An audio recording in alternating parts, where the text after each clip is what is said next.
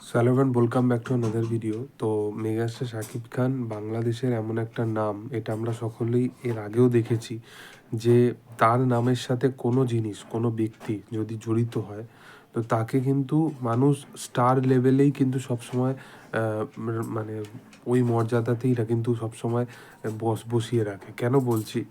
আমরা মূলতভাবে আফরান নিশো বা সিয়াম আহমেদ এই সমস্ত যে অভিনেতারা আছে, মূলতভাবে এদেরকে আমরা বারবার একটা জিনিস দেখেছি যে এরা কিন্তু শুধুমাত্র বাংলাদেশের কিন্তু একজন অভিনেতা। এরা কিন্তু কোনো ক্ষেত্রে কিন্তু স্টার বা সুপারস্টার নয়।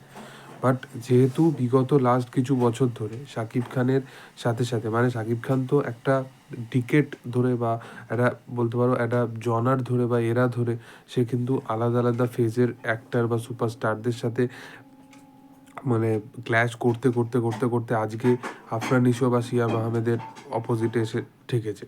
তো এরা কিন্তু স্টার নয়, এরা জাস্ট একজন অভিনেতা যারা যাদের মধ্যে স্টার হওয়ার কোয়ালিটি প্রচণ্ডভাবে আছে এবং তারা আপকামিং দিনে সেই জিনিসটা অর্জন করবে।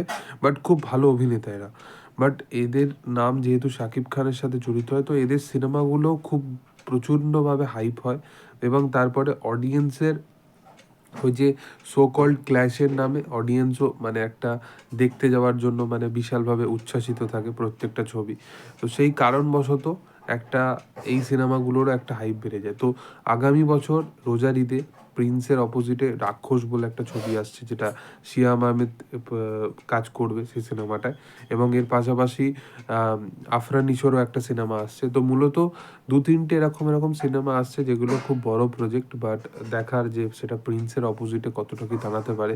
বাট ক্ল্যাশ কোনো দিক থেকেই নয়, কারণ যদি আমি বারবার বলেছি যে বাংলা এসে কেউ যদি ভালো সিনেমাও ডেলিভার করে, বাট শাকিব খানের অপোজিটে এসে সেটা খুব মানে বুক চিতিয়ে যে সেটা ব্যবসা করবে, সেটা আমার মনে হয় না যে সম্ভাব্য বলে। কারণ মেগাস্টার শাকিব খানের বাজে সিনেমাও যে কালেকশানটা করে, সেটা ওই সিনেমাটার কালেকশান করার জন্য খুব ডিফিকাল্ট হয়ে যায়।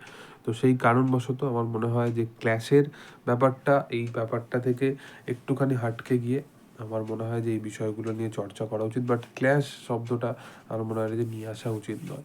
এবার দেখার যে আপকামিং দিনে কী হয় এবং এই সিনেমাগুলো কতটা কি বেটার কিছু ডেলিভার করতে পারে। ইভেন এই বছরেরও যদি 2025 সালেরও রোজার ঈদ দেখো, খুব ইন্টারেস্টিংলি ভালো ভালো সিনেমায় মানে এসছিল।